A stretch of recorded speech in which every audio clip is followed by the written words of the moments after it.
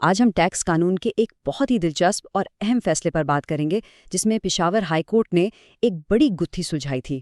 ذرا سوچئے، کیا ایسا ممکن ہے کہ حکومت کسی پر ٹیکس عائد کرے لیکن اسے اس فیصلے کے خلاف اپیل کرنے کا حق ہی نہ دیا جائے؟ یہی وہ قانونی سوال تھا جو اس پورے کیس کی بنیاد بنا۔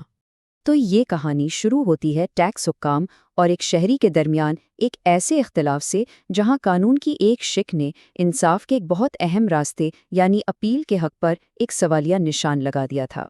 اور ہاں، یہاں ایک دلچسپ بات یہ ہے کہ یہ کوئی ایک کیس نہیں تھا۔ اصل میں پشاور ہائی کورٹ نے ایک ہی فیصلے میں چار ایک جیسے ٹیکس ریفرنسز کو نمٹایا۔ یہ تھے ٹیکس ریفرنس نمبر 5، 6، 7 اور 8، سب 2013 کے، اور ان سب میں پارٹیز بھی ایک ہی تھیں، commissioner of inland revenue اور طارق محمود۔ چلیں اب اصل قانونی چیلنج کی طرف آتے ہیں۔ انکم ٹیکس آرڈیننس 2001 کی ایک خاص شق کی وجہ سے ٹیکس دہندہ کے لیے ایک ایسی صورتحال پیدا ہو گئی تھی جو بظاہر ایک بند گلی کی طرح تھی۔ دیکھیں، اس کیس میں قانونی کشمکش بالکل صاف تھی۔ ایک طرف تو قانون سب کو اپیل کا عمومی حق دیتا ہے، لیکن دوسری طرف اسی قانون کا سیکشن 127 ایک خاص قسم کے آرڈر کو اس حق سے باہر رکھتا نظر آ رہا تھا۔ تو سارا جھگڑا، سارا کیس صرف 2 الفاظ پر ٹکا ہوا تھا: پروویژنل اسیسمنٹ آرڈرز، یعنی عبوری اسیسمنٹ آرڈرز۔ ٹیکس ڈپارٹمنٹ کا موقف سیدھا سادہ تھا کہ بھئی یہ آرڈر تو پروویژنل ہے، یعنی عبوری ہے، اس لیے اس کے خلاف اپیل نہیں ہو سکتی، بات ختم۔ اور یہیں پر عدالت کی ذہانت سامنے آتی ہے جس نے اس پوری پہیلی کو حل کر دیا۔ عدالت نے یہ نہیں دیکھا کہ آرڈر کا نام کیا ہے، بلکہ یہ دیکھا کہ اس کی حیثیت وقت کے ساتھ کیسے بدلتی ہے۔ عدالت نے واضح کیا کہ یہ آرڈر ایک جامد چیز نہیں، بلکہ یہ ایک پورا پروسیس ہے، ایک عمل ہے جس کے 2 مرحلے ہیں۔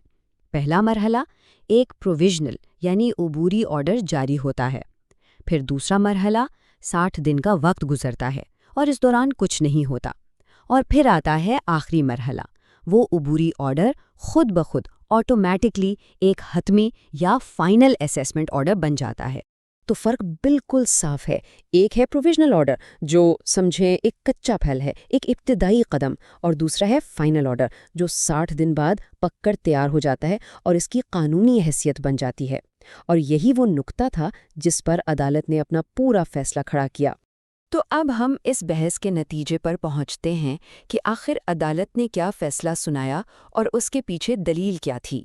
عدالت کا فیصلہ اس نقطے پر مرکوز تھا کیونکہ ٹیکس دہندہ نے 60 دن گزرنے کے بعد اپیل دائر کی تھی، اس لیے وہ پروویژنل آرڈر کے خلاف نہیں بلکہ ایک فائنل اسیسمنٹ آرڈر کو چیلنج کر رہا تھا۔ لہٰذا عدالت کے مطابق یہ اپیلیں قانونی طور پر بالکل جائز تھیں۔ اچھا، اس کہانی میں ایک اور دلچسپ موڑ بھی ہے۔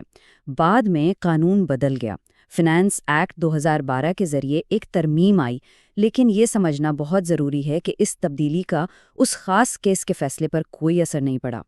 اس کا مطلب یہ ہے کہ اگرچہ فنانس ایکٹ 2012 نے بعد میں قانون کو آسان بنا دیا، لیکن عدالت کا یہ فیصلہ اس سے پہلے کے زیادہ مبہم قانون کی ایک ماہرانہ تشریح تھی۔